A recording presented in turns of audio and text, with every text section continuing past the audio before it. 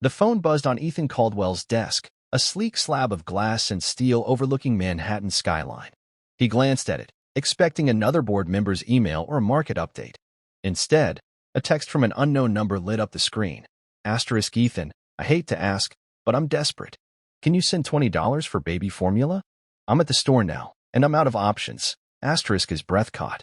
The name attached wasn't just any name. It was Claire, his ex-wife, from a marriage that had ended in a storm of pride and silence 5 years ago.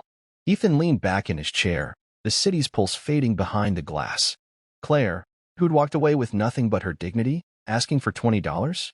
It didn't add up. Their divorce had been brutal, not because of money he'd offered her millions, but because of irreconcilable wounds. She'd vanished, refusing alimony, cutting all ties. Now this? His thumb hovered over the reply button, suspicion warring with curiosity. Was it a scam? A mistake? Or was she really in trouble? He typed back, Asterisk Claire? Is this you? Asterisk seconds later, the response came, Asterisk I'm so sorry, Ethan. I didn't mean to send this to you. Wrong number. Please forget it. Asterisk the words stung, not because of their content, but their tone, raw, embarrassed, fragile. He stared at the screen, his mind racing. Ethan Caldwell, CEO of a tech empire worth billions, could buy 1,000 cans of baby formula without blinking. But this wasn't about money. This was Claire, the woman who'd once known him when he was just a coder with big dreams, reaching out by accident, revealing a crack in her pride. He could let it go. She'd asked him to. But something in him, maybe the ghost of who he'd been before the penthouses and private jets, wouldn't let it slide. He tapped out another message. Asterisk tell me where you are. I'll send what you need. Asterisk no response. 10 minutes passed. 20. His assistant knocked, reminding him of a board meeting, but he waved her off. He opened a browser, searching Claire's name. Nothing recent. No LinkedIn. No social media. She'd always been private, but this was a void. He called his head of security, a former PI named Marcus, and gave him the number. Find her. Discreetly. By evening, Marcus had a lead. Claire was in Brooklyn, not far from where they'd shared their first cramped apartment. She was working at a community center, living in a one-bedroom walk-up. No mention of a baby in the report, but Marcus had spotted her leaving a bodega, clutching a small bag, head down against the wind. Ethan's chest tightened. He could still see her face, those sharp green eyes, the way her smile used to light up when she talked about helping people. She'd wanted to change the world. He'd wanted to build it. That's where they diverged. He didn't call her. Instead, he grabbed his coat and headed to Brooklyn, telling himself it was just to make sure she was okay. The bodega was a corner store, fluorescent lights flickering, shelves packed with everything from diapers to canned beans. He stood outside, feeling absurd in his tailored suit, watching through the window. There she was, at the counter, counting coins for a single can of formula. A baby, maybe 6 months old, was strapped to her chest in a worn carrier. Not hers, he realized, noticing the way she held the child, gentle but unfamiliar, like someone borrowing a precious thing. He stepped inside, the bell jingling. Claire's head snapped up, and her eyes widened, recognition hitting like a punch. Ethan? Her voice was a mix of disbelief and dread. What are you doing here? I got your text, he said, keeping his tone soft, non-accusing. You said you needed help. Her face flushed, and she adjusted the baby, who gurgled softly. It was a mistake. I meant to text someone else. You shouldn't be here. Claire, you're counting pennies for formula. Let me help. Her jaw tightened, pride flaring. I don't need your charity, Ethan. I'm fine. You're not fine, he said, glancing at the baby, then back at her. Whose kid is this? She hesitated, then sighed. My neighbor's. She's a single mom, works 2 jobs. I watch him when she's at the night shift. The formula ran out, and she won't get paid till Friday. Ethan nodded, processing. Not her baby. Of course.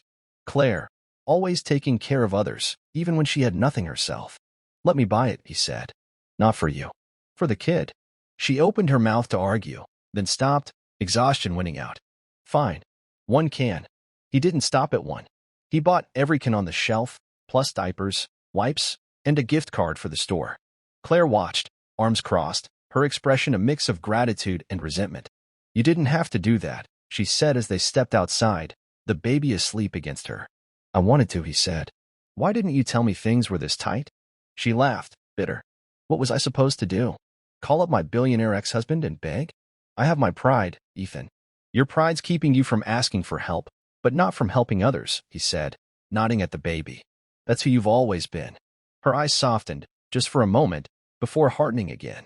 Don't pretend you know me anymore. I don't, he admitted. But I want to. She shook her head, starting to walk away. Go back to your world, Ethan. This one's not yours. He could have let her go. He'd done what he came for. But as he watched her disappear into the Brooklyn night, baby in her arms, something shifted. Ethan Caldwell had built an empire by solving problems, code, markets, systems. But this wasn't a problem he could fix with money or logic. This was about Claire, about the life she'd chosen, about the man he'd forgotten how to be. The next day, he didn't call his lawyers or his accountants. He called Marcus again. Find out about that community center she works at. Discreetly. It was a small place, underfunded, serving families in the neighborhood. Claire ran programs for kids, organized food drives, even taught English to immigrants. The center was on the verge of closing, its building leased by a developer itching to turn it into condos. Ethan could have written a check to save it, but he knew Claire would hate that. Instead, he showed up at the center a week later, in jeans and a hoodie, no suit, no entourage. The place was chaos, kids running around, volunteers scrambling to fix a leaking pipe. Claire froze when she saw him. What now, Ethan? I'm here to help, he said. Not with money. With my hands. She laughed, thinking he was joking. He wasn't. He spent the day unclogging pipes, hauling boxes, playing basketball with the kids. He was terrible at it, and they laughed at him, but for the first time in years, he felt human. Claire watched, wary but intrigued. By the end of the week, he was a regular, showing up after board meetings, learning names, hearing stories. There was Maria, the single mom whose baby Claire had been holding, working double shifts at a diner. There was Jamal, a teenager who wanted to code but had no computer. Ethan listened, not fixing, just being there. One night, after everyone else had left, Claire found him fixing a broken chair in the center's rec room. Why are you doing this? She asked, her voice softer now, less guarded. Because you reminded me of something, he said, setting down the screwdriver. I got so caught up building a world, I forgot how to live in one. She didn't respond, but she didn't walk away either. Over weeks, they talked, not about the past, but about the present. About Maria's dreams for her son, about Jamal's first app, about the families who relied on the center. Ethan started a coding workshop, using old laptops he'd sourced quietly. He didn't tell Claire he'd bought the building through a shell company to keep the developers at bay. Some things, he knew, she didn't need to know. The emotional climax came on a cold December night. The center hosted a holiday party, kids and parents packed in, music blaring. Maria's son took his first steps, wobbling toward Claire, who laughed through tears. Ethan watched, his heart full in a way it hadn't been in years. Later, as they cleaned up, Claire turned to him. You didn't have to keep coming back, you know. I know, he said. But I needed to. For me. She nodded, understanding. You're not who I thought you'd become. Neither are you, he said. You're better. They didn't reconcile, not in the way people might expect. No grand romance, no tearful reunion. But as Ethan left that night, he made a promise, not to Claire, but to himself. He'd keep showing up, not as a billionaire, but as a man trying to remember what kindness felt like. Years later, the community center thrived, a beacon in Brooklyn.